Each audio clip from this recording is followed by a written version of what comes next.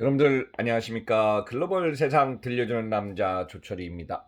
2021년 2월 4일 목요일 방송입니다. 자, 오늘은 네 가지 소식을 가져왔습니다. 첫째, 글로벌 석유회사 20년 만에 최악 실적.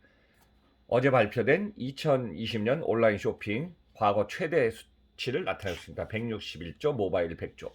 자, 거리두기 기간 2.5에 배달 음식 급증해서 수치상으로 나타났습니다. 네 번째, 아마존이 어제 실적을 발표했는데 매출 2019년 대비 2020년 3월 증가했고, 제프 베조스가 올해 상반기에서 3분기 안에 퇴임해서 이사회 의장으로 물러난다고 합니다.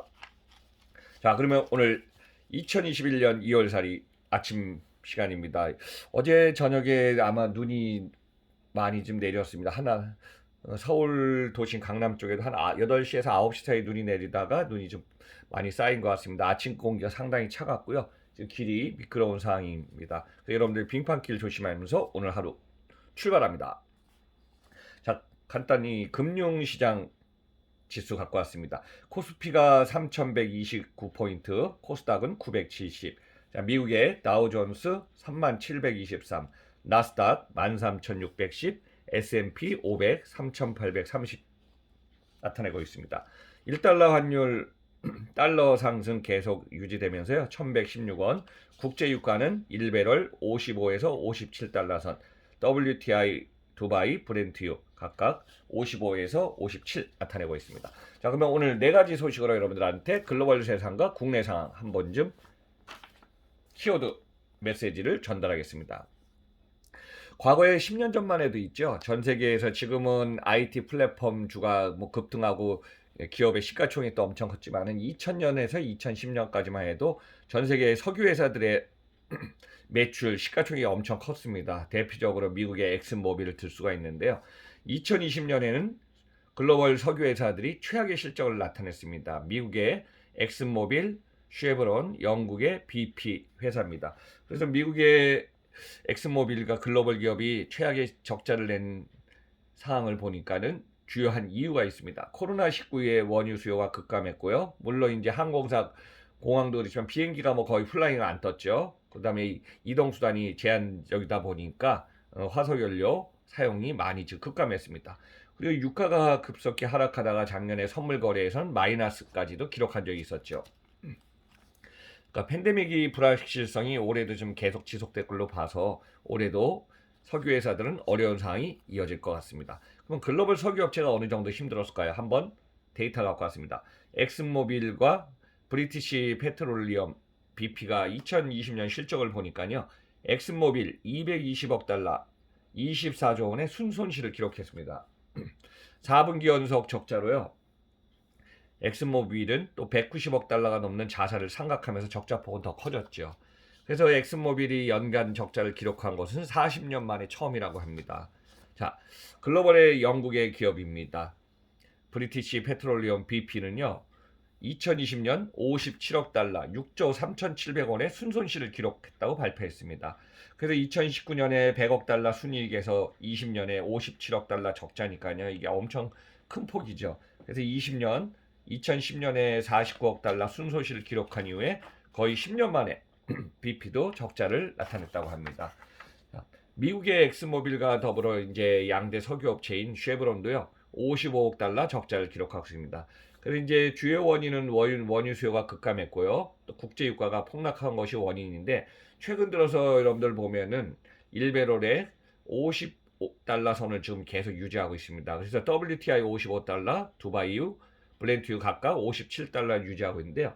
이것은 최근의 유가 상승 요인은 오페크 최대 산유국인 사우디아라비아가 최근에 2달 동안에 지금 하루 평균 100만 배럴 감산하기로 지금 약속을 해갖고 이 약속을 좀 일시적으로 지키고 있습니다. 만약 이게 증산 체제로 지금 돌아서면 어떻게 될까요? 유가 50에서 40으로 지금 하락할 걸로 보이고 있습니다. 자, 두 번째 소식은요. 어제 온라인 쇼핑이 사상 최대 수치를 기록했다고 발표를 했습니다. 자, 2020년 온라인 쇼핑 거래액이요. 161조 1234억 원을 기록했습니다. 여기에 이제 모바일로 거래한 금액도 100조 원이 넘어섰습니다.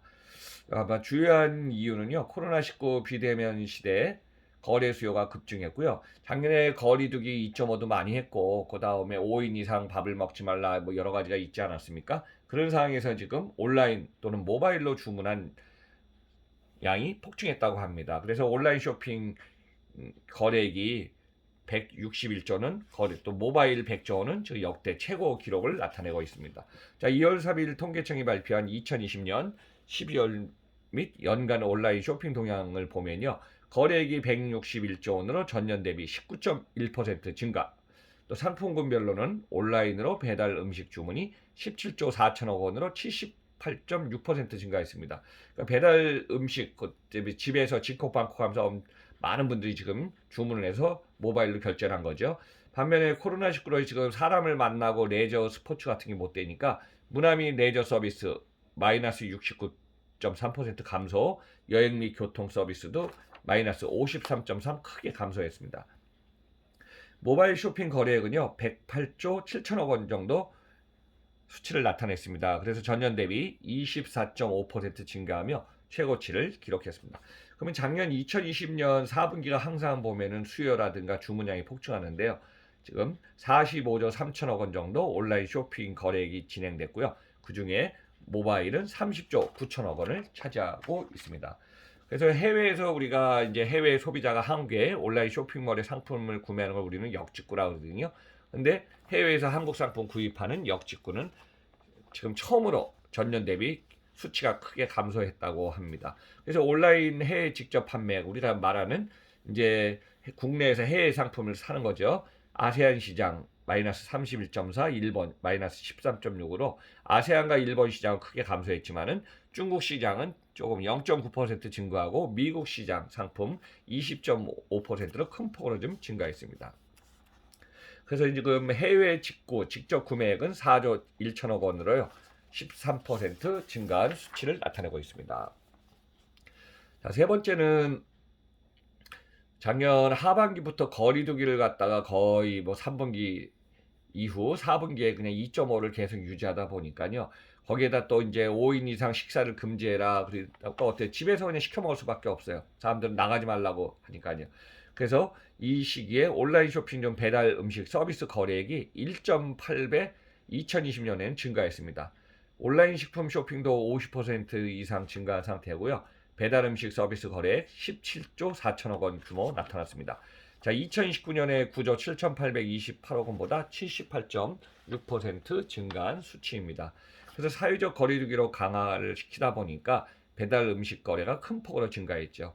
그래서 직콕방콕으로 특히 주요 농축산물이 증가했고요. 70% 이상 플러스 음식료음이 크게 증가했고 간편조리식 식재료 등 온라인 구매가 크게 늘어났습니다. 사회적 거리두기 2.5에다가 5인 이상 식사 금지가 강화돼 특히 12월 달은요. 온라인 쇼핑 거래액만 15조 9,946억 원으로 26.1% 증가해갔고요. 그 중에 모바일 거래액이 11조 1,488억 원 차지하고 있습니다. 그러니까 사전 앱을 통해서라든가 모바일로 사전 결제한 것이 상당히 많다고 보시면 되겠습니다. 자, 네 번째 소식은 어제 속보로 제가 기업 상황에서 발표했지만은 요약하면은 아마존의 실적이 어제 나왔습니다. 그래서 국내 수치 한번 종합해서 봤습니다. 아마존 2019년에 비해서 2020년 매출이 거의 3할 증가해 갔고요. 425조 원의 매출을 차지했습니다. 자, 미국의 전자상거래 1위가 아마존은요. 2020년 실적 매출액 3,860억 달러, 425조 원, 영업이익 229억 달러, 25조 원의 매출을 달성했습니다. 영업이익률은 5.8%입니다. 자, 2020년 4분기 분기별로는요 1천억 달러의 매출 기록을 갖다가 달성했습니다. 그래서 여기 주요 코로나19 언택 시대에요 온라인 쇼핑이 큰 폭으로 증가했고 또 미국은 보면 11월 말하고 12월이 아예 그냥 쇼핑 시즌이거든요. 그래서 연말에 쇼핑 시즌에 상품 구매가 큰 폭으로 증가한 것도 여기에 포함되어 있습니다. 그래서 분기별의 1천억 달러 매출은 이번이 처음이지만은 지금 겨울 기간인 2021년 1분기도요. 지금 상황을 보니까 1천에서 1,060억 달러 매출이 예상되고 영업이익도 30에서 65억 달러 영업이익이 예상되고 있습니다. 자, 2월 2일 날 주가를 보니까요. 3,380달러, 시가총액은 1조 6,950억 달러로요. 1,890조 원의 시가총액을 나타냈습니다. 미국에서 애플, 마이크로소프트에 이어서 세 번째로 시가총액의 규모를 가지고 있는 회사가 됐습니다. 그리고 여기서 이제 하나 갑자기 들려온 소식인데요. 1994년에 아마존을 창업해갖고 27년 동안 유지해온 제프 베조스가요. 자리에서 물러나기로 했습니다. 그 제프 베조스 창업자가 올해 상반기에서 즉 3분기 전후에서 이제 퇴임한다고 하고요. 후임에는 앤디 제시 1997년에 아마존에 합류해갔고요. 지금 아마존 웹 서비스 AWS CEO를 맡게 되고 있는 앤디 제프가 후임의 최고 경영자로 자리에 앉게 됐습니다. 그리고 제프 베조스는 이사회 의장을 맡게 되었다고 합니다. 그래서 오늘은 여러분들한테 글로벌 세상 들려주는 남자 조철이 방송에서 지금 전 세계 석유 회사의 상황이 이렇게 지금 실적이 뭐 엑슨모빌 40년 만에 최악이라고 그러고요. 또 온라인 쇼핑 국내 시장에 앉아서 집에서 또는 온라인 앱을 사용해서 모바일로 결제한 규모가 매년 크고 있습니다. 그래서 올해 상황도 좀 클 걸로 좀 보고 있고요.